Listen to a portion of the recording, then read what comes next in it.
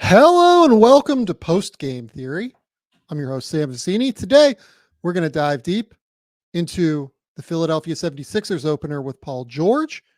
We're going to talk a little bit about the Houston Rockets and particularly Tari Eason and Amen Thompson. Then we're going to talk a little bit about Orlando's offense without Paolo Banchero, which, spoiler alert, has not been very good. And then finally, we will close up on Zach Edey and some of the fun things that I have enjoyed from his game to this point in his career, especially over the last couple of games. But first, let's hit the music. They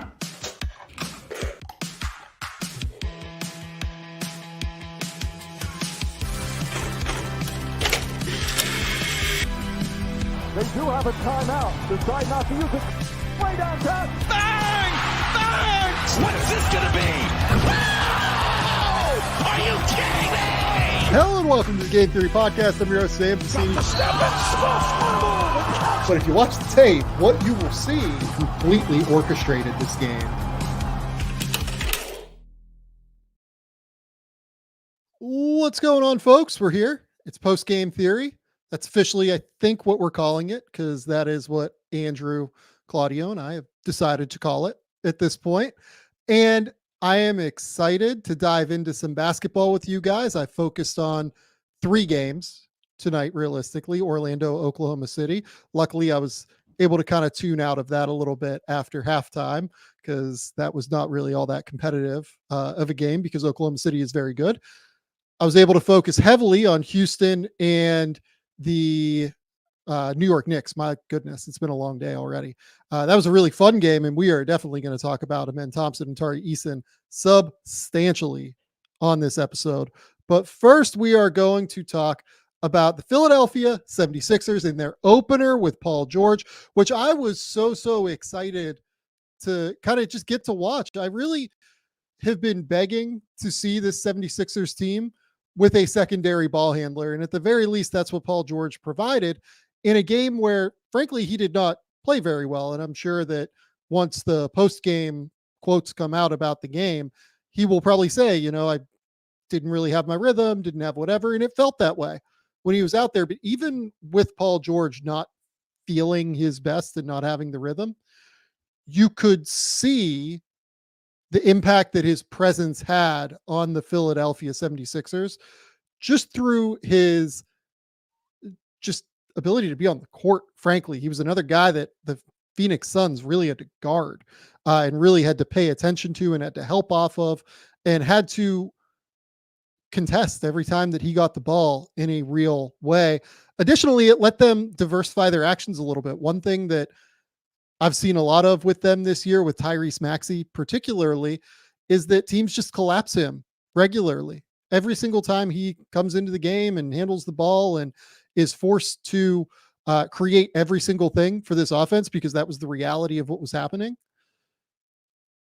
teams would just collapse on him. And that's why he's been so efficient to start the season. He had, I think, was shooting 38% from the field and 28% from 3 coming into this game. Well, tonight he goes for 32 points on 12 for 22 from the field, going 6 of 14 from 3. It let them play him off the ball a little bit more. It let him get easier shots as well, just through some of the actions. And that's what was kind of most exciting, even though I don't think I've mentioned this yet. The 76ers lost this game. They lose 118-116 to a Suns team that is out to a 6-1 start. They have been terrific. We've broken down the Suns a couple of times already in these post-game streams. Tonight was just the Kevin Durant show. Kevin Durant was unbelievable. He saves the Suns on a night where Devin Booker goes 3 for 18 from the field. Bradley Beal had a really solid night, but outside of Kevin Durant, they go 9 for 27. They shoot 33% from the 3-point line in this game. It was not a particularly high level basketball game. Let's go with. And at the end of the day, where I think I do want to focus most of my energy because of that isn't necessarily on Kevin Durant, but it is more on the 76ers offense with Paul George. But I do want to shout out KD going for 35 points, 14 of 20 from the field, drilled a ton of tough mid-range jumpers, drilled a driving layup after he missed a shot. on that same possession after an offensive rebound to essentially win the game, got them out to 118 to 116. Kevin Durant was unbelievable tonight. And the play that I loved most was, I think it was a play when they were down 7 or down 5 with 3 minutes left in the game. This was 115 to 107 or 108 at one point. But Kevin Durant tries to throw just like a little entry to maybe go back onto a dribble handoff with Yusuf Nurkic, and Nurkic bobbles it and turns it over. You saw Kevin Durant get a little bit frustrated, but then he realizes, okay, this is still a game we can win. We can track back. We can get a stop here. He tracks back and blocks like a wide open Kelly Oubre layup, and then gets up, closes out, contests the Gershon Yabusele 3-point attempt as well that was wide open in the corner. His willingness to do the little things tonight, in addition to being one of the best scorers of all time, was a huge piece of why the Phoenix Suns won this game. But look, the reason I want to focus on the Phoenix Suns more, or the Philadelphia 76ers much more than the Phoenix Suns tonight, is because I think that this game was just a little bit more indicative of what we're going to see from the 76ers moving forward. Them having a real secondary creator was an enormous, enormous benefit, even if Paul George was not particularly good. Paul George goes 4 for 14 tonight from the field, including missing a game-tying shot kind of near the buzzer. 15 points, 5 rebounds, 4 assists, but turns it over 6 times. He frankly was just not particularly awesome tonight. There's not another way to phrase it. There's not another way to put it. We don't have to sugarcoat it. But his presence on the court and his presence allowing the 76ers to field lineups with him, or with Tyrese Maxey off of the court, was a huge, huge benefit. The Philadelphia 76ers tonight had a 114.9 offensive rating. Coming into the game, their offensive rating on the season was 107.2. And they had not had a game where they had an offensive rating over 109 this season. Even when Paul George does not play well, his presence was huge for the 76ers tonight. So let's just kind of talk about just some of the ways they used them, right? That's what I want to focus on here for a minute. Just see the way that they got into some of their actions. This one here is just an empty side action, and this was kind of their bread and butter all game.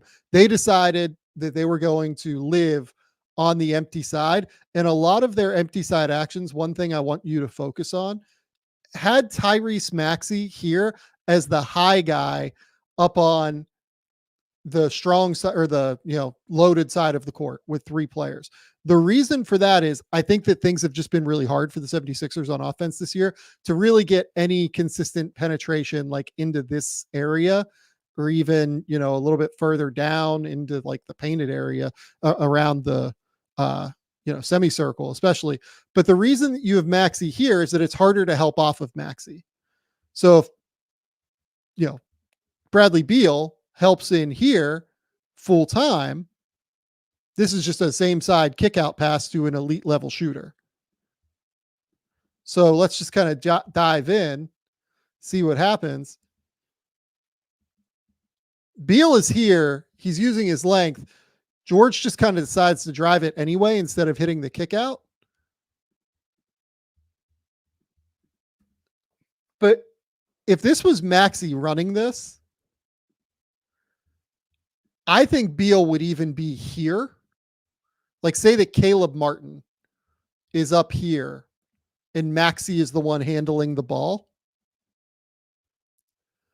I think Beal is all the way down here already and is just cutting this off. And they're just thinking, you know what?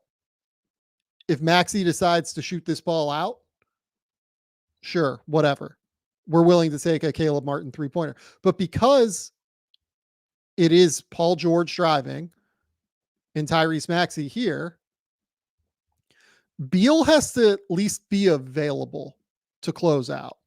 He can't sell all the way out here. So George drives. He forces the help.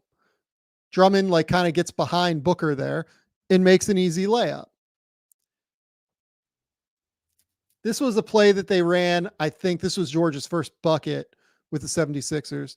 This is a play they ran kind of coming out of the first or start of the second quarter here. Inbound pass, kind of a pitch back deal where Maxey comes back, gets the ball.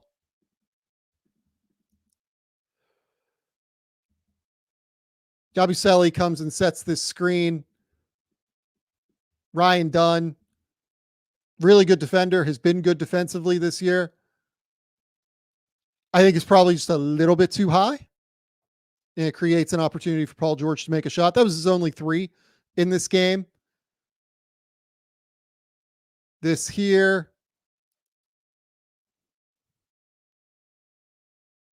Just going to get to see Paul George being a secondary creator so that Tyrese Maxey doesn't have to do it the entire time. So this action is another just basic empty side action. Paul George is here at the top.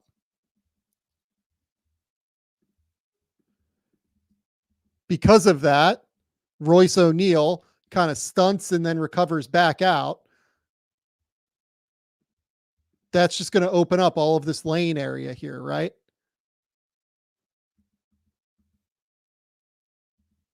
That's really the power of what having both Paul George and Tyrese Hunter, or not Tyrese Hunter, my God, Tyrese Maxey on the court allows. Because Royce O'Neal has to be responsible here for Paul George. Again, if this is Kyle Lowry, if this is Caleb Martin, we've seen it this year in these empty side actions. I think that Royce O'Neal's probably down here. It gives Maxey this opportunity to get into a floater, which has been a shot that he hasn't really been able to get into quite as often so far this year. Again, Paul George, empty side action, dribble handoff. This ended up being a 2, I believe. Foot on the line there.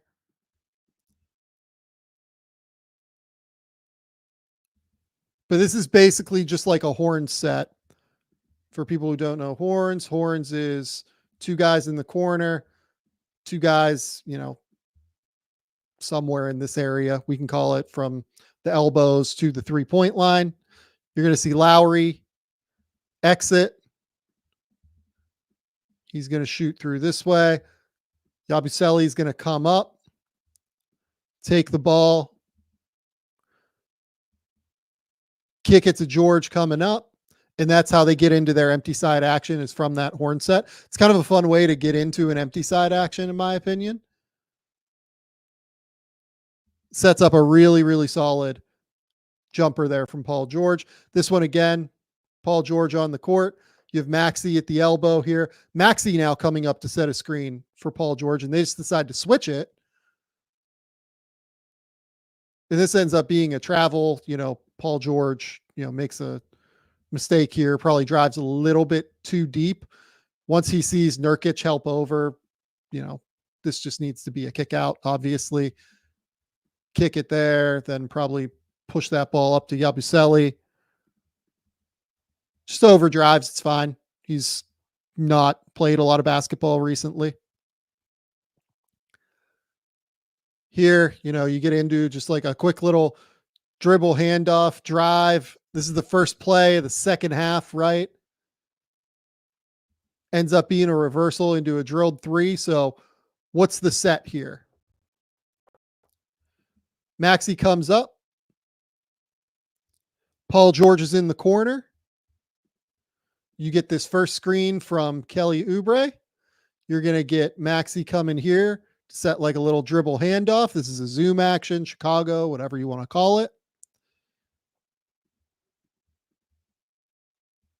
Then, as an addition to the zoom, the 76ers have Drummond come up and set an additional screen. This is not necessarily a typical zoom action. But I like the extra screen here, and I especially like it because it involves Nurkic in the pick and roll action. while also involving two of your best offensive players in Maxey and Oubre also. And it forces, if Oubre would stay in the corner here and Maxey would stay here, your two shooters will be on the weak side. But with Oubre going and coming through the play here to the dunker spot, Kevin Durant follows him. And you're hoping that Beal is going to tag and is going to be responsible for Drummond. He doesn't really do that here, but he does kind of get attached and pay attention to where the ball is. That gives Maxey just enough time to shoot up and like kind of shake up to the corner or from the corner to the wing there. And then he reverses it to Caleb Martin, who drills the three. Again, another zoom action into a ball screen. Paul George just misses this shot, right? But we're starting to see similarities in terms of how they're getting into their actions, right? They're getting into their actions a lot through zoom actions, through empty side ball screens. And you can see how much more dangerous these actions are already with Paul George, because it's harder to help off of one of the players on the court. So here, this is just an empty, quick little pocket pass because Nurkic is kind of a little bit too close to the middle. The key with these empty side actions, and it's hard to tell just because of the way the camera is here. A lot of times guys will try to ice this. Booker here doesn't try to ice it. Icing positioning for Booker here would be like over here and forcing Paul George to his left. You will see that they do this eventually later in the game. But part of the reason you ice these things is because you're basically forcing the mid-range jumper from this area. And you're kind of forcing the roll into the middle where the big kind of already is. And the big can be responsible for forcing that difficult shot that isn't a particularly high mathematical shot. Or you can try and get it to the roller, which isn't going to be as effective. But because Nurkic, they don't really ice this. Nurkic has to be in the middle here. He has to be responsible in some respect for Paul George. He can't just vacate this area and go to Drummond. Otherwise, Paul George is getting all the way to the rim. It opens up the pocket pass. Drummond ends up finishing at the rim. Another empty. Again, this one you can see Booker's positioning early here is much better. Remember I said last time that if you're going to try and ice this, you should be up high like this. You should have your body pointed so that Paul George is forced to go this way. This time they do it. Paul George is forced to go this way. He drills the jumper, but that's probably like a 50% shot. That's a 1.0 jump shot for them in terms of points per possession. That's going to be a shot the Suns live with. If he makes it, great. You'd like to see Nurkic get out a little bit more, but if he makes it, great. So here, this is just a stack pick and roll.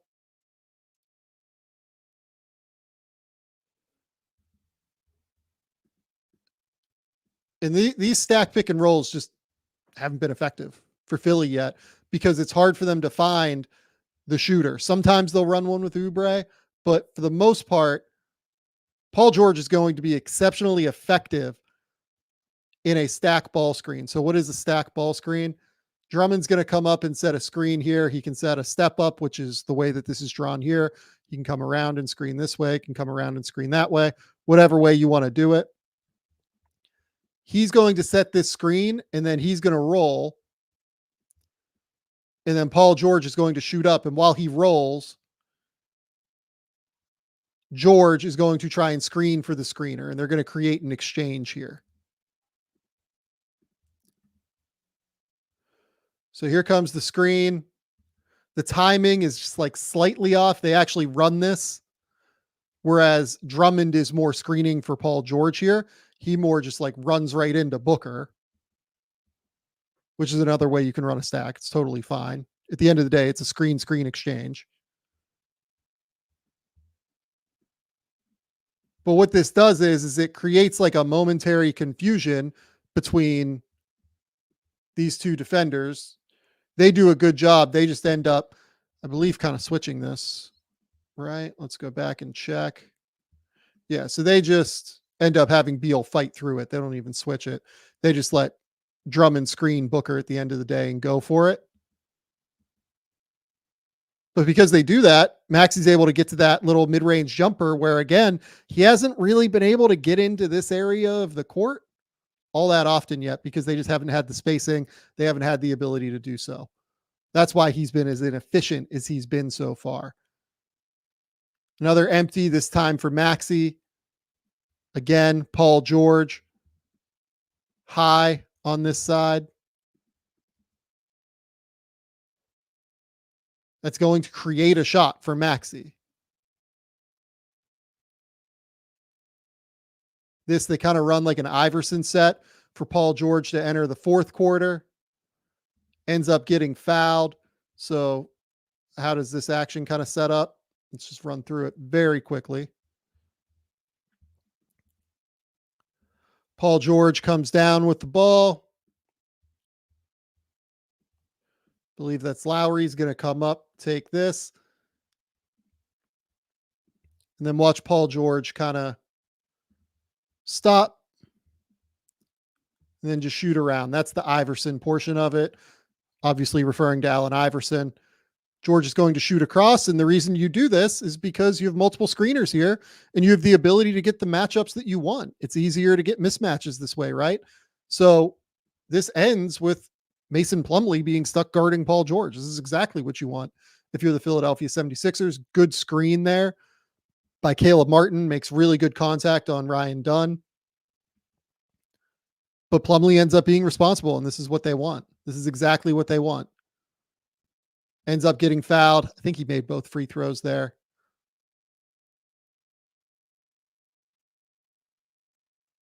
Just a little down screen for George. Flips the screen, gets into a three. Again, though, another empty side action, basically. This is a way to get into an empty side action. George decides to pull up instead of, taking the space here this time. It's a fine shot. Just missed it at the end of the day. Again, George didn't have the jumper going, but he still was capable of helping this team. Maxey ended up drilling that three, if I remember correctly. So a quick little rub screen there from Yabusele onto George, and then George comes and sets a screen for Maxey. They're going to set like a stagger. This isn't quite like a double drag. They're not really in transition or anything, but we're setting, double screen on the ball. And because Paul George is the one rolling, Nurkic, it looks like they decide to, I don't really know how they're guarding that, if I'm being honest. Looks like nobody goes with Yabusele.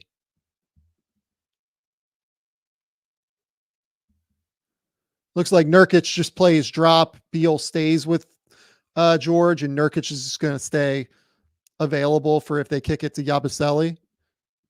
But again, because they're so deep, it creates this wide open three for Tyrese Maxey that he can drill. He's very capable of hitting these shots. This one's just like a horn set. Flip back to Yabusele. Again, horn set into an empty side. Leads to a dunk from Yabusele. We're seeing very similar things in terms of what they're running a lot of the time. Horn set, this time into a double screen. This is with 3 minutes left. This is to try and get a critical shot and kind of stem the bleeding a little bit while the Suns are going on a bit of a run. I really like this set. I like this action a lot. You start out here in like a horns action.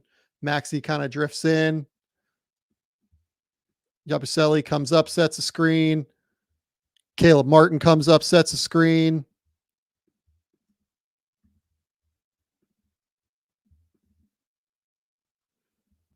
And it basically ends up very similar to like a double screen stack pick and roll, because what you can see here is that Maxey is kind of screening on the backside.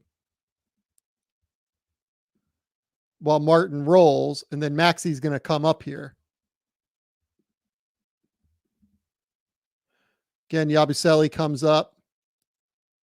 It's a good way to get dribble penetration for Maxi once he curls off of the Yabusele screen. He gets the penetration here, kicks it to Caleb Martin. Reversal. Look, that's a wide open shot, guys. Sometimes they go in, sometimes they don't. It's probably the guy you want shooting out of anybody on the court in Yabusele, but he's a capable shooter. It's not a shot that you want to give up. It was a good shot. Yabusele just missed, unfortunately. This is the KD play I referred to earlier. You're going to see KD get a little bit frustrated, and then he's just going to track back. This is the play that, in my opinion, I don't want to say it won the game, but it certainly saved the game for the Suns. I mean, this certainly just looks like a wide open layup. Devin Booker does a good job tracking back, but KD recovers. Really good block. Really hard to deal with Kevin Durant's length. Then this one, last couple plays, they ran like, Paul George, Tyrese Maxey actions. A lot of, hey, we're going to run guard screens. This one worked for me, right?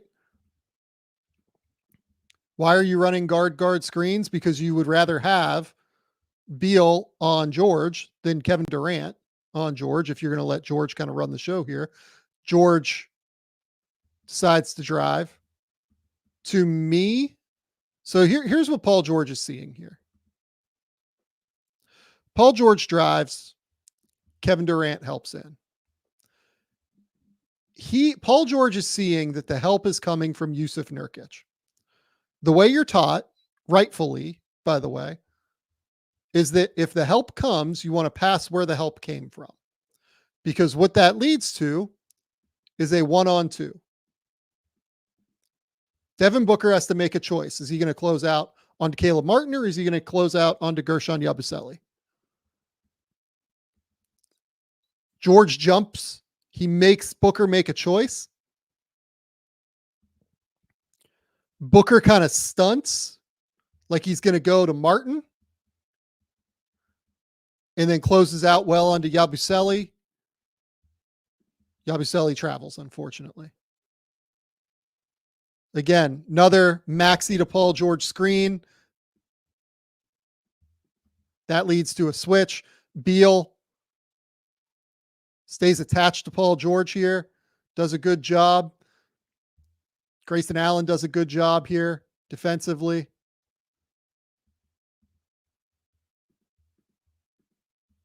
It's just all good. Like this is good stuff, right? Like sometimes the other team beats you at the end of the day. And again, another thing I want to call out here, because I probably haven't done it enough while talking about the Phoenix Suns. Bradley Beal's effort defensively this season has been tremendous. It's been absolutely tremendous. He's been so willing and able to fight defensively and get through screening actions in a way where he hasn't always been willing to do that in Washington. He has been great defensively this season for what we've seen previously from Bradley Beal. It's not like a Ryan Dunn level impact defender, but he's an effort. He is giving real effort in a real substantial way right now that is really helping the Phoenix Suns on that end of the court. So look, the Suns win this game. The Suns were a better team tonight than the 76ers were. That's going to happen. It's absolutely going to happen for the 76ers. They're not going to win every game. But if I was a 76ers fan, I would feel much better about where the 76ers are right now going into the rest of their season after having watched Paul George and Tyrese Maxey play. Before we get into the rest of what we're going to break down here today, just a couple of quick ads. Shout out to the folks over at BetterHelp. This episode of Game Theory is brought to you by BetterHelp. This month is all about gratitude, and there's someone that we don't often think about and thank enough: ourselves. Sometimes it's hard to remind ourselves that we're trying our best to make sense of everything happening in the world. That's not always easy. Here's a reminder to send some thanks to the people in your life, including yourself. I'm someone who's absolutely gone to therapy in the past, particularly when I got diagnosed with ADHD, it helped me immensely understand myself and understand particularly kind of just how to put boundaries on my interests and how to put boundaries on work. It was just really, really helpful. And if you're thinking of starting therapy, give BetterHelp a try. It's entirely online and designed to be convenient, flexible, and suited to your schedule. Let the gratitude flow with BetterHelp. Visit betterhelp.com/game theory today, and you're going to get 10% off your first month. That's BetterHelp, BetterHelp.com/game theory. Go support our sponsors over at BetterHelp. Second sponsor today, PrizePicks. PrizePicks is the best place to get real money sports action with over 10 million members and billions of dollars in awarded winnings. PrizePicks has made daily fantasy sports accessible to all. We absolutely love PrizePicks here at Game Theory because of how easy they make it to get real money sports action. If you think Justin Jefferson's going to get more than 83.5 yards next week, you make your picks in less than 10 seconds and you turn your sports opinions into real money all season long on PrizePicks. My picks for this week coming up are going to be Jamar Chase over 79.5 receiving yards and Patrick Mahomes over 1.5 passing touchdowns. If you download the app today and use code Game Theory to get $50 instantly after you play your first $5 lineup, that'd be really, really helpful to the show here. So again, download the app today and use the code Game Theory to get $50 instantly after you play your first $5 lineup over at PrizePicks. PrizePicks, run your game. Okay.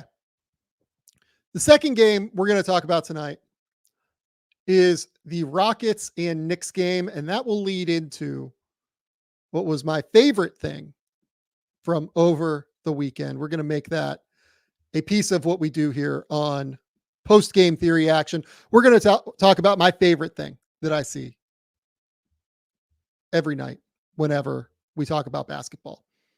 On the weekends where I haven't done this over the weekend, we will then talk about the weekend action as well. But the Houston Rockets beat the New York Knicks tonight, 109-97. This was a tight game until the Rockets pulled it out late with some scoring from Jalen Green particularly. Green was not great today for the first time in a little while. He had 15 points on 15 shots.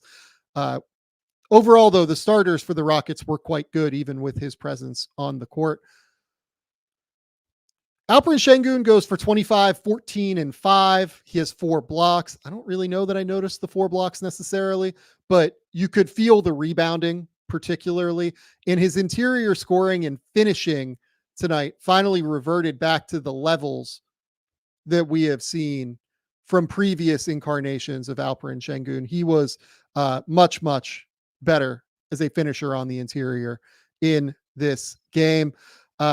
Dylan Brooks played a real role tonight because if you noticed one thing that the Rockets did, if you were watching the Rockets Knicks game, I really liked how the Rockets defended Karl Towns. Karl Towns has been fantastic to start the season.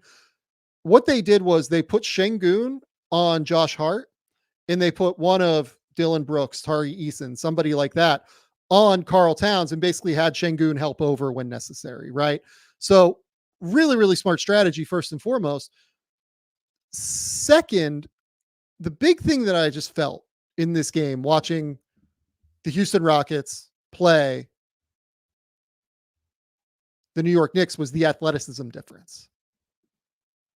I could really, really feel Houston's athleticism on the court in a way that I couldn't.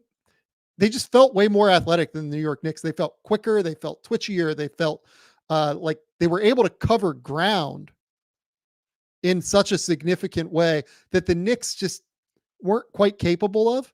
Tari Eason played, well. We'll talk about Tari in a minute here and what he did over the weekend, which is one of the more staggering quarters of basketball that I've seen.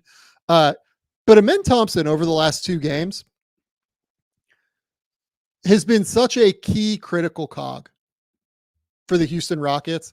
The Rockets end up forcing overtime and coming back. losing to the Golden State Warriors, but they were down 20 for like a majority of that game. Amen Thompson has like 11 points in the fourth quarter, plays a critical role defensively. Again, we'll talk about that in a second. But tonight, I thought he was immense against the New York Knicks because they gave him, for large swaths of the game, the Jalen Brunson assignment. And I don't think I've seen anybody guard Jalen Brunson better this year so far. Yeah, Amen Thompson goes for 12 points, 9 rebounds, 3 assists. He shoots 62% from the field. But the defense on Jalen Brunson from Amen Thompson was just absolutely ridiculous. So let's just kind of dive into that and talk through what Amen Thompson did to Jalen Brunson tonight. He made his life so much more difficult than it had any reason to be. So this one here just kind of got him into the game, I think, in the third quarter. I love this because Thompson is theoretically tracking here OG Anunoby, and Şengün is responsible for the trailer. But just look at Amen Thompson's awareness of what's happening around him. He sees Towns start to speed up and get into like a gallop here. And he just goes, I can beat this to the spot. I can beat this dude right here, and I'm going to go get this steal. He goes, gets the steal, starts a little fast break. Now we're going to get into Jalen Brunson, and my goodness, Amen Thompson just swallows him up with his length every single time. Does a good job here, just staying in front, forces the kick out, goes to get the rebound. And again, when he gets rebounds, the fast break starts because he is so athletic, so fast, and so quick. They have Josh Hart bring the ball up the court this time. Again, you can kind of see the strategy that I mentioned previously. Dylan Brooks on Karl Towns, Şengün onto Josh Hart. Towns tries to drive. They kind of show a double. Towns throws the ball away. I just kind of tossed that one in just to showcase a little bit of what Houston was doing defensively, just to make Towns' life a little bit more difficult. I thought that was really sharp strategy. Towns goes 17 points on 7 for 17 from the field. He crushes the glass. He goes for 19 rebounds, but was a minus 26 tonight when he was on the court. They really took advantage of Towns. This is where we're going to get into just the Amen Thompson defensive show. Didn't fall for any of Jalen Brunson's little tricks, right? Stays down, trusts his length, trusts his twitchiness. Then he switches on to OG Anunoby here. Gets that beautiful, difficult contest for Anunoby to shoot over the top of. Just fantastic. This here now, screen from Jericho Sims coming. Again, Thompson doesn't fall for any of the little inside out stuff. Just gets back to Brunson, gets to his hip. Brunson tries to stop, create that little bit of separation. But because Amen Thompson is so capable of stopping, he's able to get that contest. Uses his length just super well to make Jalen Brunson's life difficult here. Again, screen, stays attached to the hip. Brunson loves that little step back off the hip, right? Loves to bump and try and create that little separation going backward.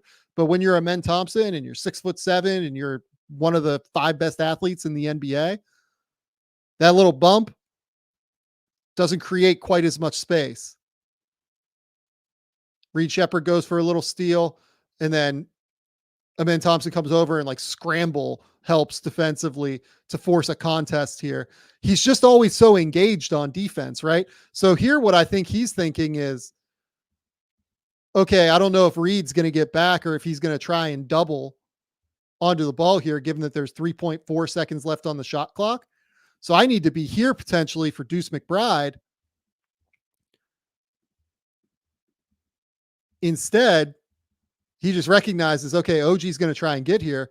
OG gets Jabari Smith with this massive step back. And I mean, that is just ridiculous high level defense from Thompson and high level effort. Again, just look at him fight over the top of this screen, right? Like, this isn't easy. Towns is getting his body in the way here. He's using his hips. He has very fluid hips to be able to get over the top there. Again, just beats Jalen Brunson to the spot in the screen. Brunson tries to spin, loses control of the ball, which is very rare for Jalen Brunson. Forces the kick out, Contested shot there from Deuce McBride. Rebound to the Houston Rockets. Amen Thompson's defense in the second half completely changed this game. Again, you see Brunson try to use the shoulder. Doesn't do anything against Amen Thompson. Goes under the screen here, just beats him to the spot. Then helps off onto Josh Hart, then tries to get to the corner. He just never stops moving. He never stops efforting. Look at this. He's just here. He's available. They get the kick out. And he's just trying. He's trying to get there. He's trying to get everywhere. Over the top of the screen. Beats him to the spot. Contest. Tough shot for Jalen Brunson. These are tight games. This is 98-95 with 3 minutes left in this game. These defensive plays matter. These are huge moments in this game. Here you get a switch. He switches onto Anunoby. This kind of showcases what they were trying to do here late, right? They're trying to get Brunson off of Amen Thompson in any way that they possibly could. The way they do it here. Early screen from Anunoby. Fred switches. Fred tries to get around the screen. They end up just kind of peel switching that one with Fred onto Towns. But you have Şengün stuck here onto Jalen Brunson, which means Tari feels like he has to go help. Probably right at the end of the day. And that's how they end up scoring, right? You had to get him away from Amen Thompson. You had to get Jalen Brunson away from Amen Thompson to score the basketball. I put this one in here because it was just a beautiful, beautiful little action here. Look at how Amen Thompson with this little pump fake here on the pass fake. Off of this screen, short roll off of the blitz. So they put 2 on the ball here.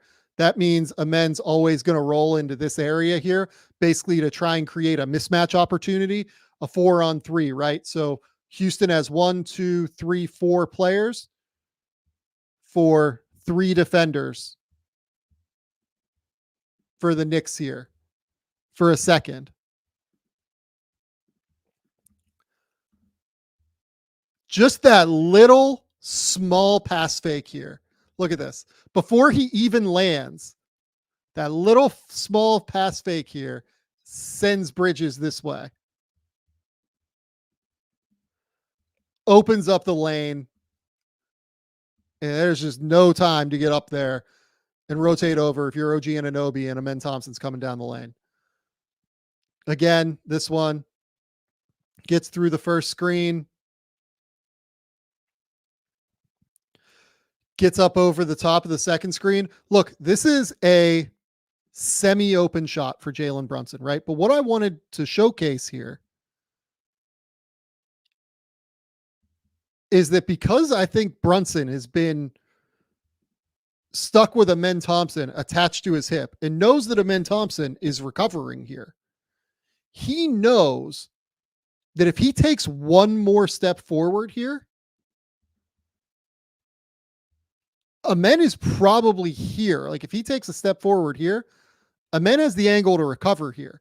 That means Brunson basically has to take this shot as a left-handed shooter going to his left, directly off of a dribble handoff. That's a hard shot. That is a difficult shot. And it's because Amen Thompson has made his life absolutely miserable the entire game. And then this one, Thompson gets his hand on the ball, forces the steal after Brunson ends up leaning out of bounds. I thought Amen Thompson, I don't know if he was the most important player for Houston tonight, but he was damn close. He was really, really close tonight. He was so critical to what Houston did. This was a all defense caliber performance by Amen Thompson. I really think he has a shot to make that team this year. If you had 4 guards and 4 forwards, because Amen, honestly, the way that they're playing him, you could put him at the forward spot, you can put him at the guard spot, wherever you want to put him. If they still did positional stuff within the all defense team, I think he would end up having a very real case for all defense this year. And he still might end up having a real case anyway. He's been that good on defense. But this transitions nicely into what my favorite thing of the weekend was. My favorite thing of the weekend in basketball was Tari Eason against the Golden State Warriors. Tari Eason is just chaos. There's not another way to put it. I mean this in completely affectionate terms. Everything that Tari Eason does on a basketball court induces absolute chaos. Because he is somebody that is a bit of an outlier in terms of the combination of strength and athleticism and explosiveness that he possesses. He is unbelievable in terms of his ability to cover ground and his ability to guard up the lineup or down the lineup. Yes, he freewheels a lot. He does. He will sometimes lose track of his man. It does not matter. He is so valuable to what Houston does. I don't know if he should start. I kind of like the idea of him just bringing this massive amount of energy off the bench every single time that he enters the game. But man, what he did against the Golden State Warriors was unbelievable. I think he had something like 17 points in like a 10 minute period. And a ton of it just came in transition, just through him being more athletic and higher motor and higher effort than anybody. It is crazy how much he just completely changed the complexion of this game against the Warriors. That Houston lost 127 to 121 in overtime. But if you look at where we're starting here, we're starting at 87-69 with 3 minutes left in the third quarter. That's going to balloon up to 21 at some point. And it's going to balloon up to 21, by the way, I think right after Tari Eason picked up his 5th foul. He did most of this with 5 fouls and never really stopped the energy. So let's just kind of talk about what it was. So Jalen Green comes in, grabs this rebound. They headman it up to the side to Tari. Tari does a great job here. Euro stepping through. If you get him downhill in transition, there's just very little that can be done. His Euro step, he is such a blend of power and physicality and explosiveness. It's really just about whether or not he misses the layup or not. He is not a great finisher. I think he's been better this year as a finisher than what I've seen previously in his first 2 years. But through his first 2 years, he was not a great finisher. He has the ability to create all of these shots. So here, he's trailing. For some reason, they just never pick up the trailer.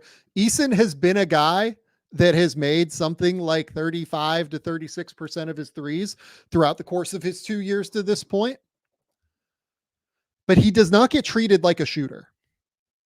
The reason that Tari is open here, by the way, is Kyle Anderson has to pick up Şengün because the Warriors put 2 on the ball to get it out of Jalen Green's hands.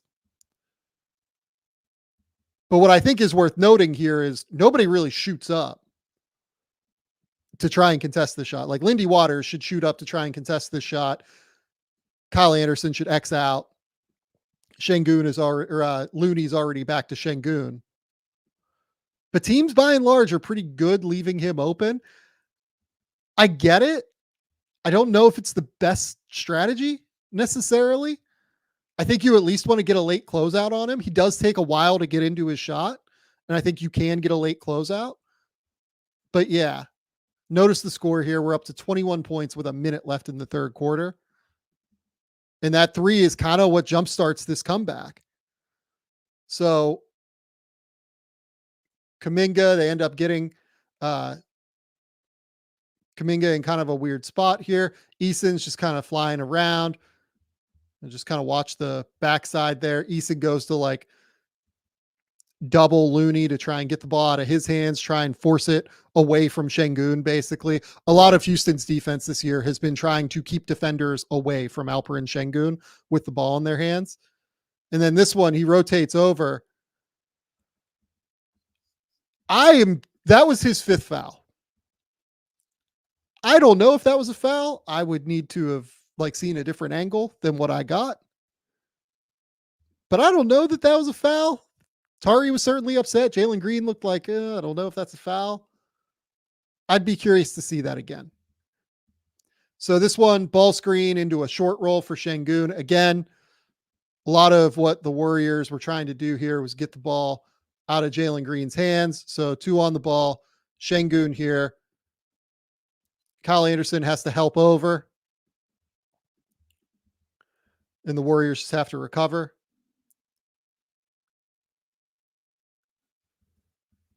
Şengün ends up missing this shot around the basket. But you're just going to see Tari come out of nowhere, pull up on the rim. Energy, constant energy.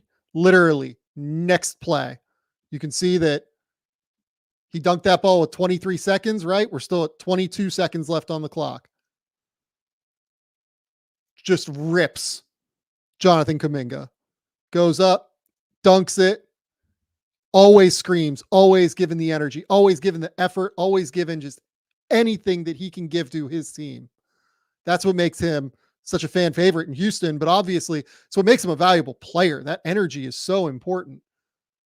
Here, I love this play because I think that Tari kind of gets pigeonholed as this energy guy only. He's a really sharp defender as well. So this one of the hardest things to guard for anybody this year against the Golden State Warriors have been little exchanges with Buddy Hield where he gives a dribble handoff or he goes and ghost screens, right? Watch Tari just immediately pick this up and stay attached to Buddy Hield. A lot of teams end up just putting 2 on the ball here. And that leads to a wide open 3 for Buddy Hield, 1 pass away. But look at how Tari just stays attached immediately, understands, hey, I have to get back. This is Buddy. Goes and gets the rebound. And look, we're already at a 5-point game now. In part because he drills a 3, then gets a steal, then gets a dunk, or, gets a dunk in the middle of those things, right? That's 7 quick points. He stops plays on defense. Get a kick out. See, this is one where, again, it's just pure chaos where you kind of don't always know. I feel like his teammates don't always even know what he's going to do. I feel like Amen Thompson here is thinking that Tari is probably going to kick this out to the corner to Jabari Smith. This is the best game that Jabari Smith has played all year. He's really knocking down shots, especially once Amen feels this guy on his back here. Kyle Anderson just has really long arms. That probably does just need to be a kick out to the corner. But hey, it's just chaos, right? This is Tari. Tari is going to give you chaos every night. And that's a mistake. He's going to make mistakes. Sometimes they're going to look not great. But the overall value that he brings to the Houston Rockets is immense. It is so immense. So this is the Warriors trying to get into their split cut action. So Buddy Hield enters this ball, and then he's going to go away. And then Draymond Green is going to come in. Sometimes guys go away up toward the 3-point line. Sometimes in Buddy's case, they try to dive to the rim. Which one does he do here? He goes away because Draymond sets a sick little, this is like a counter to a split action, where Draymond sets this little pin screen here and Buddy comes back. This is a nasty action. And I like that Jabari Smith and Amen Thompson are capable of defending it. And then Buddy tries to throw this pass in and Tari just grabs it. He says, okay, I'm going to start this fast break again. Euro steps right around Draymond Green. And look, 2-point game. Tari has really worked on his handle. again, like not the best finisher in the world, right? But this is like real self-creation from Tari in a way that you don't always see, and you probably don't want him doing a lot of. This is like self-creation, by the way, against freaking Gary Payton II, who is a fantastic defender, and he's able to get away from him, use his body, use his hips, use his strength where he's really strong through his hips. But man, you can see some vision here for him to be like a real shot creator. I had a lottery grade on Tari coming into the draft. I think he's even better than what I thought he was in terms of being able to create stuff like this at times. Again, the finishing will let him down, but the second jump, the third jump, the effort, the intensity, he's always there, right?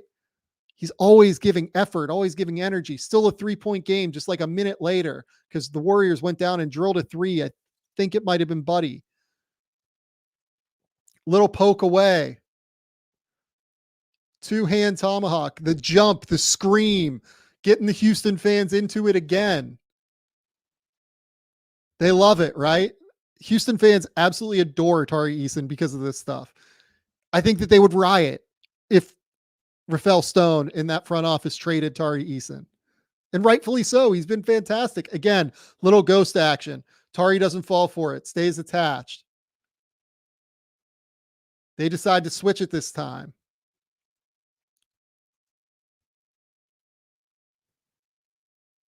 Here, ends up getting the little poke away, like deflection again.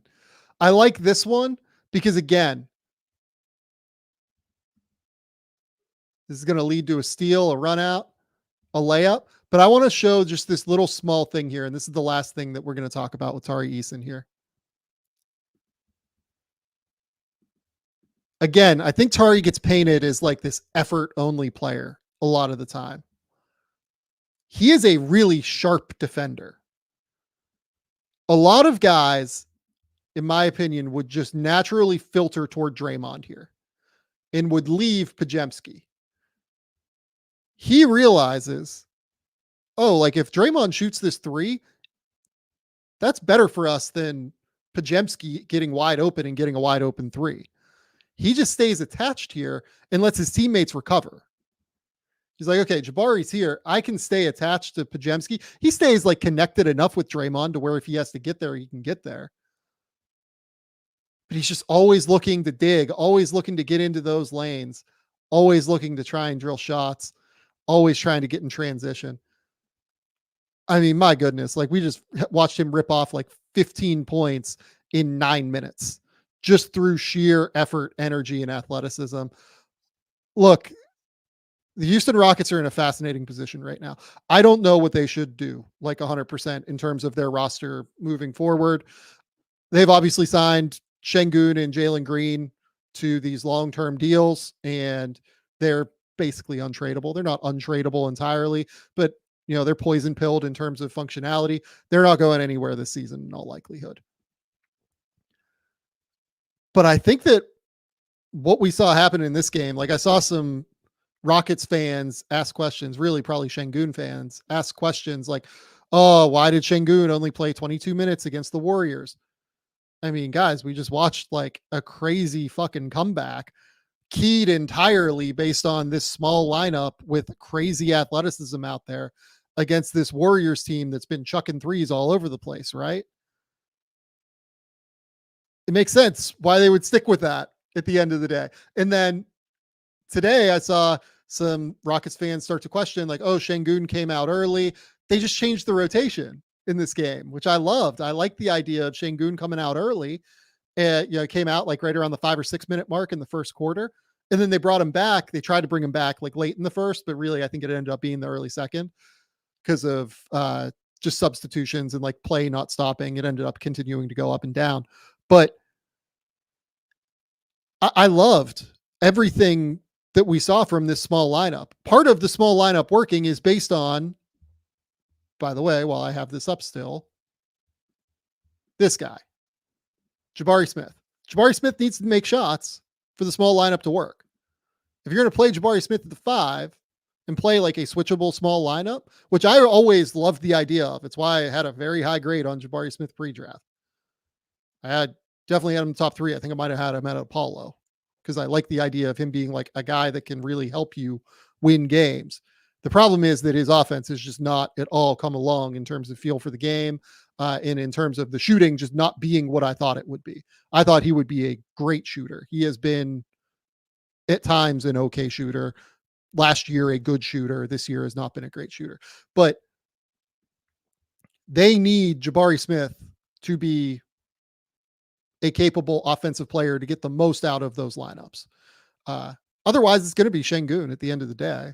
Ime will be forced to playing Şengün, and everyone will be happy.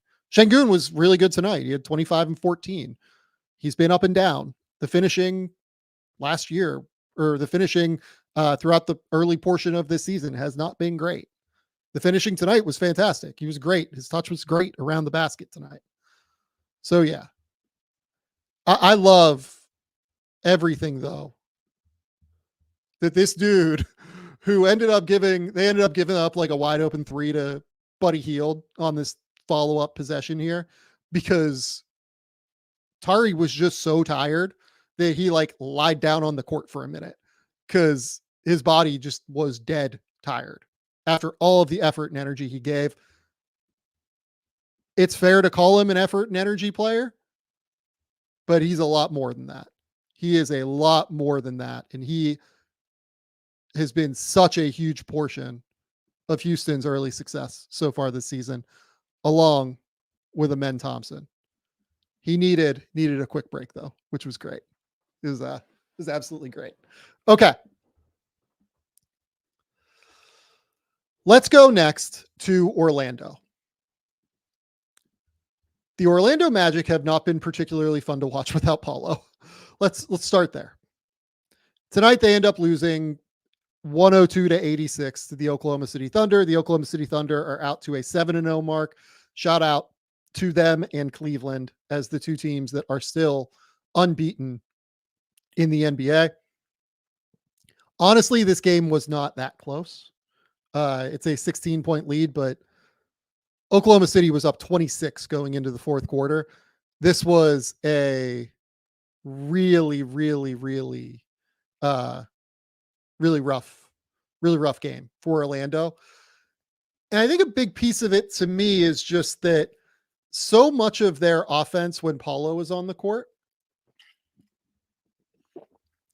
is predicated upon Paolo getting a mismatch and then them being able to take advantage of that mismatch.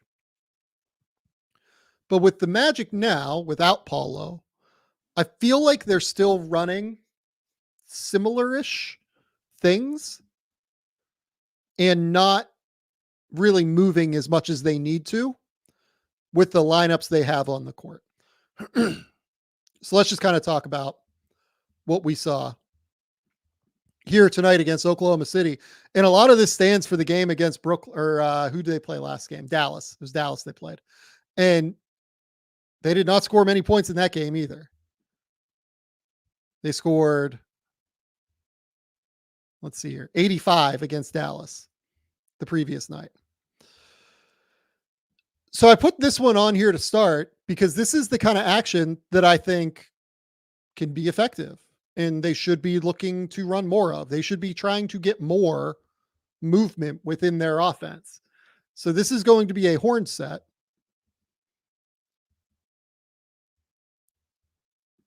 Where KCP starts here, you have De Silva cross screening, you have Goga Bitadze in the corner, and who is that? That's going to be Franz in the opposite corner. So Tristan De Silva is going to cross screen for KCP. I think KCP is going to go set a screen for Lou Dort on Franz. Franz comes up, sets a screen.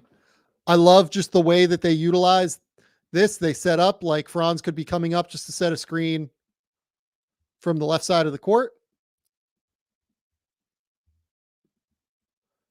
But instead, he kind of slips around Cason Wallace and sets it here. Why does he do that? Because if they put two on the ball here, it's going to open up all of this space in the middle of the court for Franz to roll into. This time, Oklahoma City, both of their players tag in, which says to me, and this is a guess, this is not me knowing this is a guess. The scouting report probably says sell out on this guy. No matter if he has the ball in the middle of the court, go help, go contain. He gets the wide open kick out to KCP. Just a little seal screen there from Tristan da Silva onto a potential closeout. KCP just misses. KCP needs to make those shots at the end of the day. This is an action that they have run a lot of to start the year, and a lot of in the last 2 games particularly. You get a couple of down screens for somebody to come up here and get the ball. But I want to call out here, Chet is already calling this out and seeing it. He knows exactly what they're doing, which means the Thunder know exactly what they're doing here. So Kaysen just fights through, gets up over the top. Chet stays there. You get this little rub action here. I like this. Where you get Franz coming from throwing the entry pass to Goga to coming to set a screen for KCP to come up. He gets into like a middle Chicago action. But again, they just don't have a lot of guys that can really break anybody down. They don't have a lot of athletic force on this team, right? Not a lot of speed on this team. So Oklahoma City, who is long and super active defensively and super fast and super strong on defense, they're able to just keep all of this in front. And they keep it all in front. And eventually Jalen Williams just gets a steal. Now they get out in transition, right? So you get the corner kick, 16 seconds left on the shot clock. Goga flashes. You get one like action here between Goga Batadze and KCP. And that's it. And now we're at 8 seconds left on the shot clock, 7 seconds left, 6. And we're just running like a single ball screen, right? I think they need to be a little bit more deliberate in the way that they get into their offense. This ends up working out. Jalen Suggs ends up making a nice little floater here, but this isn't good, sound strategy necessarily. And Suggs was fine in this game. Like he goes 6 for 13, scores 19 points, 6 rebounds, 6 assists. He was the one that like really, really showed up along with Franz. Franz goes for 22 and on 17 shots, but it's everyone else that is really, really struggling to get really anything going here. And I think it's because in part, they don't move a lot on offense. So you essentially get like this one primary action here. Chet just stays in front, blocks the shot. I love Franz. Franz is one of my favorite, dudes in the league. That's a young guy in the league. I don't love him as like a primary playmaker. I love him as a second side playmaker. I think he can be an all-star as like a second side playmaker who, after the defense is collapsed, makes incredible decisions. But like Franz is a good ball screen player in those settings. He's not like a let's clear out and let Franz go to town guy. He'll score 20 points a game and he'll play great defense and he'll be efficient. But it's hard for him to go win like, one-on-one and go do everything they need to create. They just don't have a lot of creators right now without Paolo. So this one, you got Alex Caruso on Franz Wagner. Alex Caruso is a stud on defense. This one, Franz just kind of like jump passes and makes a poor decision. I think he's trying to get this ball originally to Mo because he sees 2 on the ball and Mo's in this area, but he sees Cason Wallace step up and he's worried about the steal. And then he just kind of tries to throw this. I think he's trying to get that to Tristan da Silva and just doesn't get enough juice on it. So again, same action, right? Same action that we saw previously. 2 down screens for a guy in the corner to come up. And look who's already calling it out. Alex Caruso is already calling out this action immediately. It's just a little too predictable, I think. He gets out, closes out onto Tristan da Silva. They run like a really nice little counter off of it. I like that. I like running the counter off of this, where you get this little kind of rub flare screen from Jet Howard, where Jet's going to kind of throw this ball here and then screen, and then Franz is going to shoot over this way. It's secondary actions off of the primary actions that I think they need to run more of. I feel like they do not run a lot of those at this point. This one is just a telegraphed pass to Alex Caruso. Here, Caruso does a good job staying in front of Tristan da Silva.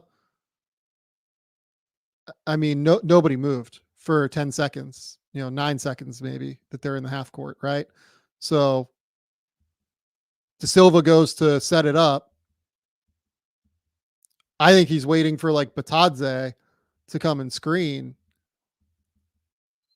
I mean, Wagner like kind of goes toward the ball, but I mean, again, like to the point about being more deliberate than they are on offense right now,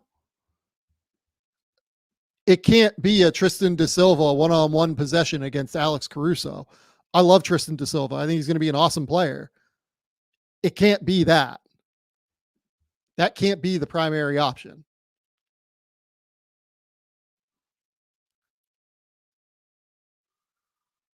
Franz comes up, gets a little, I don't know, I call that sort of a ram screen. Get the switch here. Tristan da Silva does a great job screening there. And again, KCP just misses. If KCP is not going to make shots, like this is going to go really poorly for them on offense. One other thing I do want to call out here. I love that Goga Batadze here sees Caruso putting 2 on the ball. By the way, another thing I wanted to say here is notice them just completely selling out to stop Franz Wagner from getting anywhere in the paint. That Franz had 22 tonight kind of says a lot about Franz's basketball ability. But Batadze cuts here. That forces this help. Really smart from Batadze and makes him, KCP, wide open. He just misses the shot. He needs to make those. He knows that. I'm not saying anything out of school. He knows he has to make those. But it's critical. It's even more critical right now without Paolo because their margin for error is basically 0 on offense. And now, Lu Dort's just like absolutely hassling Franz Wagner. And I put this one on here again just to like say, like, look, this is what success can look like for Orlando, right? So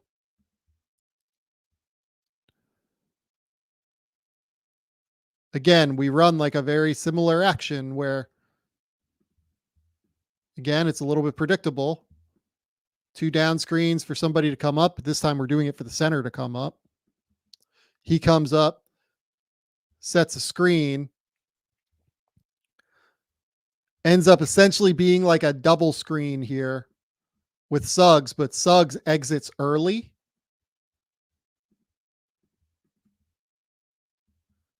And because he exits early, it throws off these 2 defenders here. And then on the backside, they're running an action as well to get KCP. As you can see, Tristan da Silva is trying to screen here into the corner. This is the kind of stuff I think that they have to run. And this one here, I mean, there's just no movement. Ends up being just like a terrible cross-court entry pass. It just can't work like that. It can't be that. You have to move. You have to really have an offense that moves with the personnel that they have right now at their disposal. I think Franz Wagner is a really great player. I think Jalen Suggs seems to have taken a real leap on offense as well. But they kind of can't be your primary guys. And I do think that what a lot of this says, by the way, is like I've seen arguments that Franz Wagner is Orlando's best player. I think I said that maybe after Paolo's rookie year. But last year, it was very clear to me that Paolo was their best guy and was their critical player.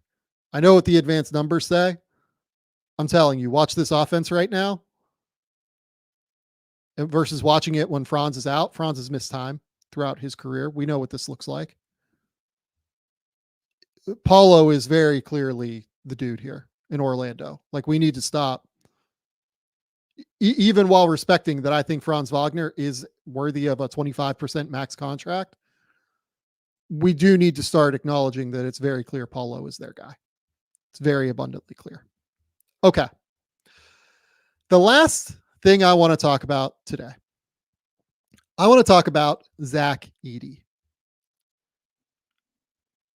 And yes, you are right, Basketball Genesis. People were still saying it last year, and they were wrong. I'm telling you, they were wrong to say it.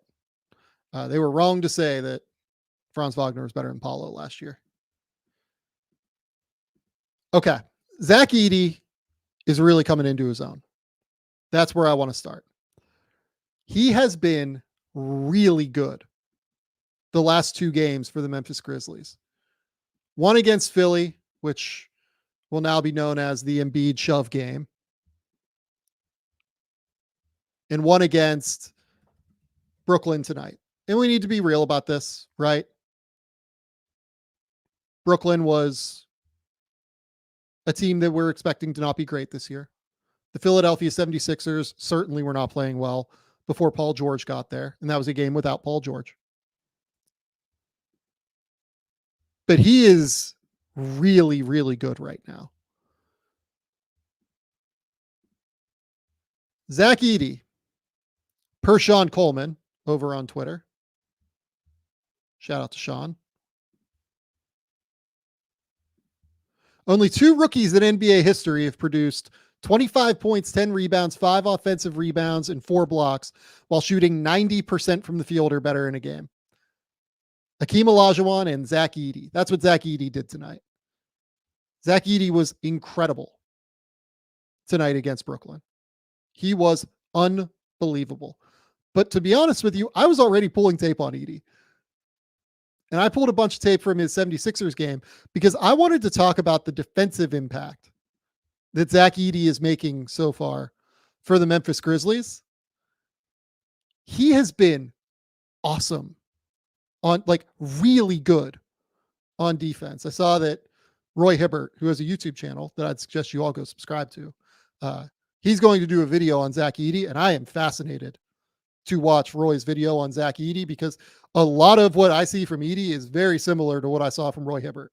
Edey is bigger and longer than Hibbert, which is crazy. But man, Edey has been fantastic on defense here over the course of the last couple of games. So let's dive in. Let's just talk about what I'm seeing from Edey on defense, particularly, that I think has made such an impact for the Memphis Grizzlies. So first play here, Kyle Lowry going to drive. Perfect rotation over from Edey. Forces the kick out. Teams are already quite worried about going up and trying to finish against Edey because of how big and how long he is. That's obviously Kyle Lowry, but he is so big and long that it is already diminishing, I feel like, the number of attempts around the basket and easy attempts particularly that teams are getting. Edey helps off of Drummond here. 0.3 seconds left on the shot clock. Drummond takes this last second 3. But again, he forces that through that timely help rotation. Here, ball screen defense. What everyone was worried about was Zach Edey. Well, he's guarding Tyrese Maxey there. Does a pretty good job at least staying attached to his hip. Like, Maxey gets the corner. He gets it. But Edey is so long. He is so big. I mean, look at him going up and trying to contest this. Look where he gets to. Like, that is very, very high. Maxey has to try and finish with loft all the way over that. That is hard.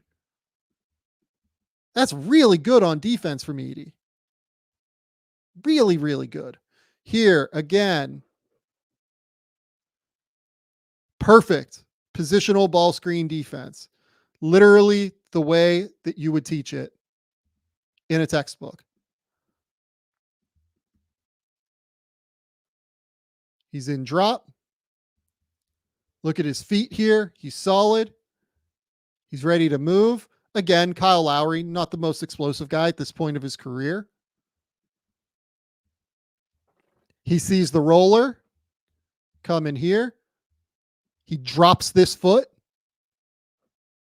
Knows he has Santi Aldama here in case Lowry attacks his top foot.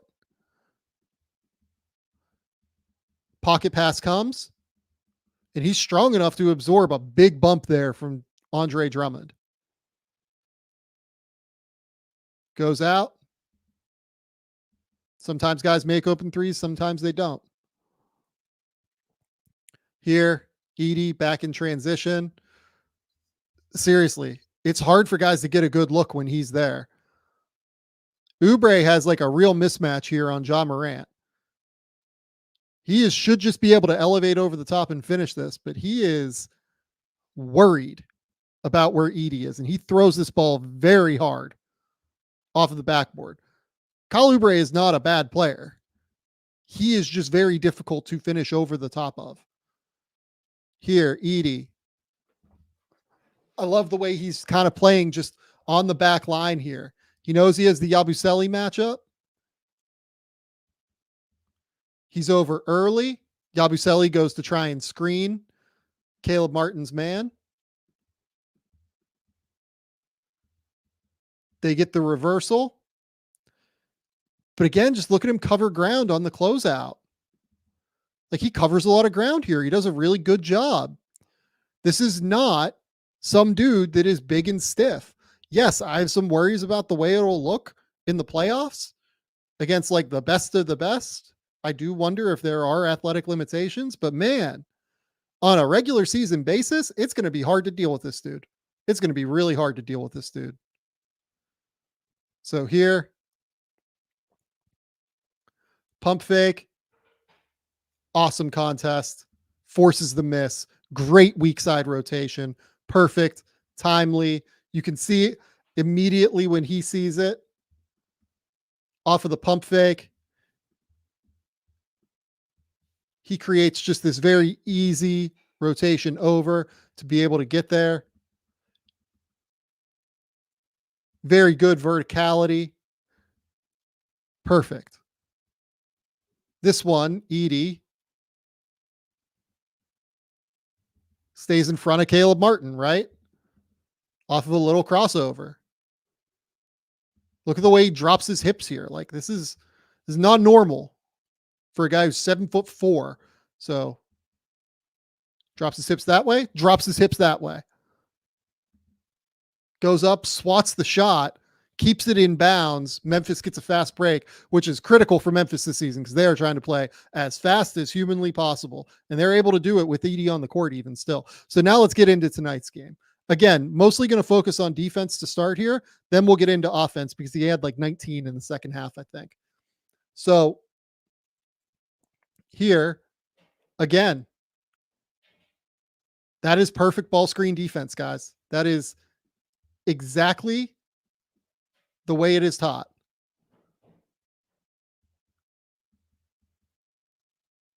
He makes sure he's available for a drive. Morant is already back recovered. He's back attached to Claxton. Now, again, he's there. He's big. He's making himself as big as possible. Look at him extend these arms out. That's damn near an 8-foot wingspan. Making himself as big as possible. And now he's able to recover back onto Claxton. That's a shot the Grizzlies are comfortable with, guys. Like, they're going to be very comfortable if Nick Claxton's shooting floaters. Again, ball screen here. Does a great job staying in front of Cam Thomas. Forces him baseline along with Ja Morant. Now he's out on the perimeter with Claxton. And ends up ending the possession with a foul. I did want to put this on here just because fouling has been an issue for Zach to this point. We can be honest about that in terms of he needs to stay on the court to be able to be fully valuable. Averaging 3.3 fouls per game, but he's had a couple where he's really picked them up in a bunch. This one bumps Cam Thomas, sends Cam Thomas to the line. This one offensively here, filters through to the dunker spot, tries to seal off Dorian Finney-Smith. This is just disgusting from Ja Morant, just absolutely sick. Morant going to take this ball here, cut to the back or cut to the rim here. Santi hits him back door. One-handed, offhand, left-hand scoop alley-oop. I mean, like, there's live dribble passing, and then there's that. Man, we are lucky that we get to watch this dude, Ja Morant, play basketball again, because Ja Morant had 2 360 layups tonight and did that. He is a highlight machine. And yes, the Brooklyn Nets won this game, and flowers to the Brooklyn Nets. But man, I enjoyed watching the Memphis Grizzlies tonight.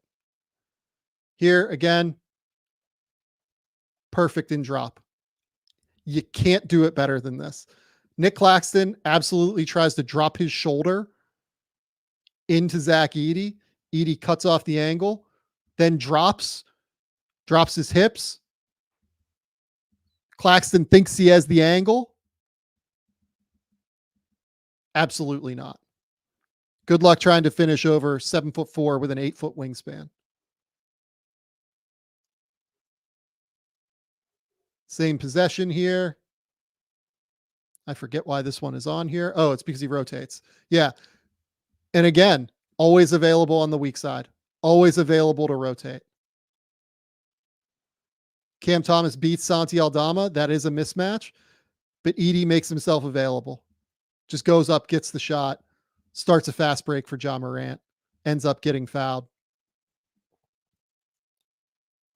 Guard to guard screening action leads into big to guard screening action, guard to big screening action, entry pass again. I put this one on here because you see his impact. Again, Cam Thomas just got swatted by Zach Edey. He does not want to go back in there. He sees Edey there. He is like, absolutely not. I am not going in there to try and finish again. Edey goes around. They try and get an open three. Miss it. Jalen Wilson this time. Jalen Wilson actually had a little bit of success against Edey. We'll get to that later. But look at this. Just forcing kickouts. And when they don't kick it out, he's going to get it. Forced one kick out there.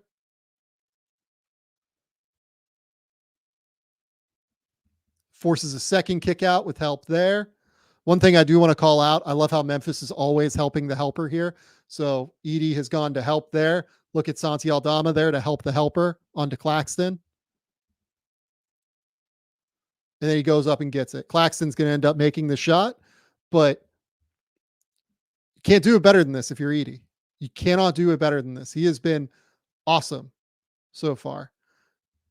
This one, he gets beat, but you see the recovery length, right? So Edey steps up to get the ball. Dennis Schroeder's quick. Dennis Schroeder's had a really good year to start the year. Edey goes up and gets it.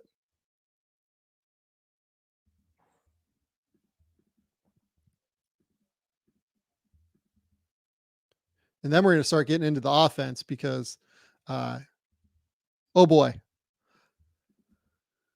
I've been saying for 2 years now that I think Zach Edey can shoot. He's already made a couple of threes this year. One a corner three, this one a trailer three. I'm telling you guys, he can shoot. If you watch him shoot free throws, I remember when I talked to him before his junior year, the year we won his first National Player of the Year award.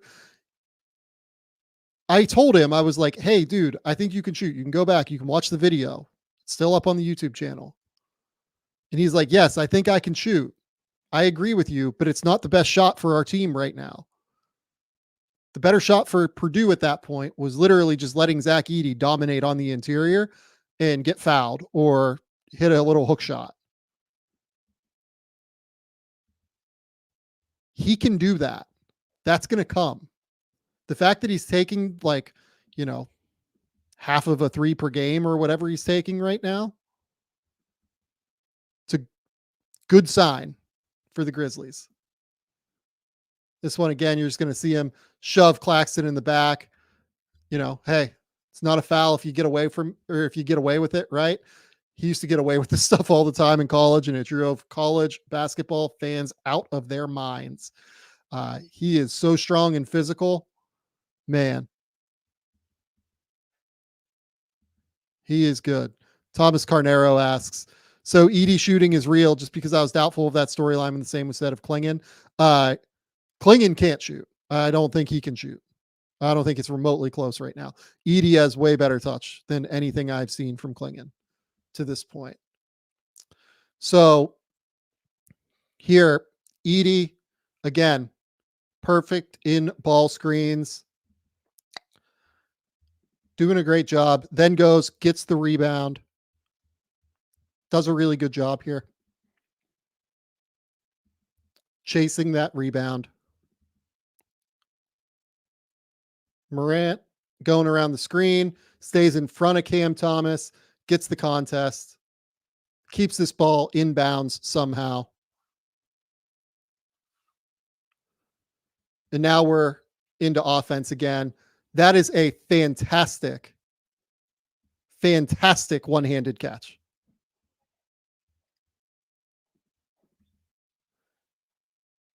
Edey's hands sometimes are not incredible, but for the most part, they're good enough. And that is a ridiculous catch. I don't even know how John Morant saw to throw that ball there. And he makes this catch and goes up and dunks it. If he can do that, I mean, he's going to be a serious problem because his catch radius is so big. I mean, he has all this space here. I do see why John Morant threw this ball now. He sees that he has Finney Smith sealed, and he sees that it's Cam Thomas helping.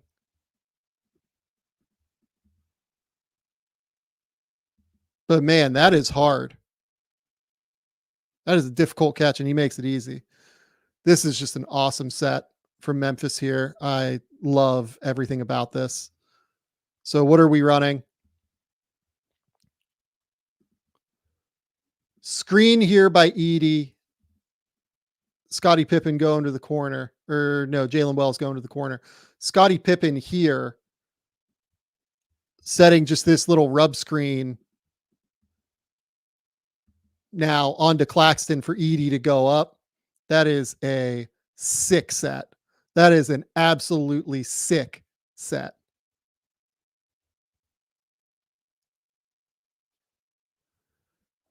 Jake LaRavia with a nice little cut. I think that Edey is really good at timing his movements in the dunker spot. I love that LaRavia just sees that Cam Johnson starts looking this way and back cuts. Just really smart, good intuitive basketball here.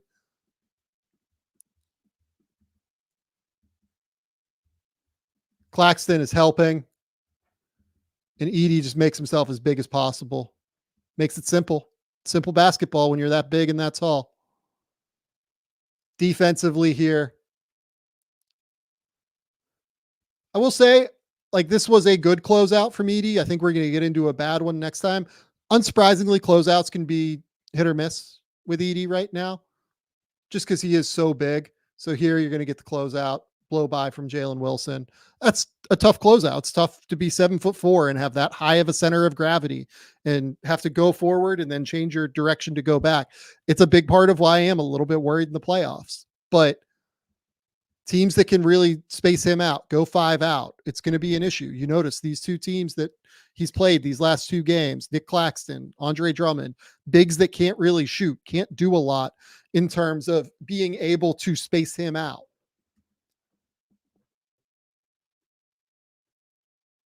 But he's not terrible at them. It's just a 50-50 proposition, I would say. Look, he's guarding Jalen Wilson here. Again, in ball screens, goes to get it. Just absolutely goes up and gets this ball. Keon Johnson is an athlete. He has speed. Look at him bend here. He is exploding. toward the rim. And Edey just absolutely denies him. Here, again, I did think the Nets did like a decent job of stretching him out at times, but like Jalen Wilson did not shoot the ball well in this game. So this is a good screen. Slips out of it onto the wing. Notice, we're at 11 minutes into the 10 minutes into the third quarter. I think Edey might have been a little bit tired here. Edey did run out 40-minute games last year at Purdue with no problem. Like he played like crazy for them. But the NBA up and down games, a little bit of a different beast. I think he's probably just like a touch lazy getting out here. Not lazy, he was tired. Like it's hard for big guys to move like this, possession after possession after possession. And this is just an open lane. But again, what I want to point out here is he gets back. I love this finish from Jalen Wilson. I've always been like a sneaky Jalen Wilson fan. If he can shoot, like he's definitely an NBA player. I mean, just uses that kind of like in between step there, then goes up, hits the floater way above Zach Edey. That's just a great finish at the end of the day. I do think Edey opened up the angle for him, but it's a great finish. And again here, Cam Thomas kind of denies the zoom action. Edey, he tries to go into Edey's body to draw the foul. Not a bad strategy. But Edey does not do anything there. Like that's absolutely not a foul. But I love what Thomas does here. You would expect a big like this, a 7'4" big, to kind of anticipate the zoom action and anticipate, oh yeah, Cam's going to just kind of come around here and I just have to be responsible in drop. Cam does a good job kind of countering off of this. And Edey does a better job of contesting and being there. I love that the foul wasn't called. Edey here on offense. I actually forget what this play is. Dribble handoff into a wild Ja Morant drive. Tip out rebound. Oh yeah, just an offensive rebound into a dunk. One thing I do like with Edey is, this is 2 offensive rebounds here. I think he does a really good job of just like kind of carving out space. This one, he doesn't really have to. He just uses his length. In this one, he didn't really have to either because Claxton went over and helped and nobody came over and got a body on him. But I think he does a good job generally of carving out space on the offensive glass. This one, just a simple roll. Jalen Wilson's late on the tag. So what are we looking at here? Ball screen, 2 on the ball, which is basically the way you have to play Ja Morant. You can sometimes play him and drop, but it's hard because if he gets ahead of steam, it's going to be difficult. Jalen Wilson's got to be there. Absolutely has to be there on the roll for Edey. That's like typical patented NBA defense. Edey beats him to the spot. It's too easy. Again, now we're in transition. Ja Morant sprinting out.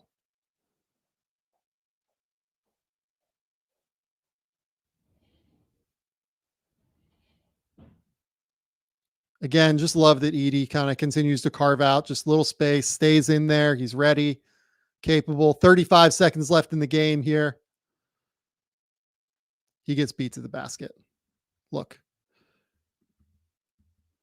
Sometimes guys are going to beat him to the rim.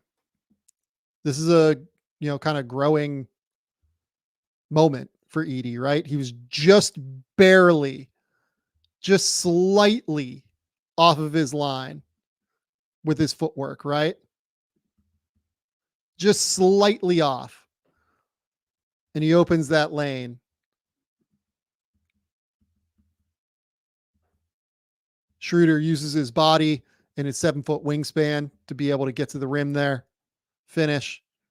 Ends up kind of killing the game for the Grizzlies. Even a miracle Jaren Jackson 3 at the end couldn't save it. But what we're seeing from Edey is very real. He's now into double figures per game. right around 6 rebounds. But defensively, to me, is the key. He looks like a different player already defensively, comparatively to what we saw earlier in the season, where fouling was an issue. And again, I have questions on how it'll hold up in the playoffs, but in the regular season, he's going to be a really valuable player and a really, really valuable defender, particularly. I don't think he's like an all defense guy at this stage or anything, but he's much better defensively than what I think a lot of people gave him credit for coming in. And I thought he was a pretty clear top 10 defender in college basketball last season because of his size and length. Purdue really understood how to filter everything toward him at the rim. And on top of it, he got way better, way more mobile. He got into unbelievable shape last year and has become really capable in terms of holding his own out there on defense. Okay. Final, just quick run through the league tonight, right? Denver ends up pulling out another close one to Toronto. I mean, they are trying very, very hard to both win games and seemingly lose games a decent amount of the time. Utah gets 33 points from Keontae George, beats Chicago, gets back into the winners column. Portland gets another win over New Orleans. I mean, New Orleans needs to figure some things out right now. They are a bit of a mess at this stage. Crazy shootout in Dallas with Indiana beating Dallas. Miles Turner has 30 points there. Crazy game with the Clippers. I think San Antonio was up like 20-25, and the Clippers end up coming back and winning. I think Wembanyama had like 24, 12, and 9 blocks, like something totally, totally insane. And then it is worth noting, I will call out, I've been hard on the Bucks defense so far. They give up 114. They play a tight game against Cleveland tonight without Giannis Antetokounmpo, who missed the game, I think, with a right adductor strain. Darius Garland was unbelievable. He had 39 points. I mean, he was a monster in all of the ways that you would expect him to be against that Milwaukee defense that has really struggled with team speed to this point. Yeah, he was something in the little bit of that game that I saw. He was really, really good. But the last 2 games, I will say, like, Milwaukee is showing signs. They're showing signs of getting back against Cleveland. Lost one game by 1, lost another game by 2. I think we're seeing flashes that they're getting better. And then finally, I will note Detroit beats the Los Angeles Lakers 115-103 at home. Lakers defense has been a little bit messier than maybe what I think people thought coming into the year, with Anthony Davis, with LeBron James, with some of the bodies they have there. At some point, I'm probably going to have to do a bit of a dive into the Lakers defense and what's going on. That could be later this week.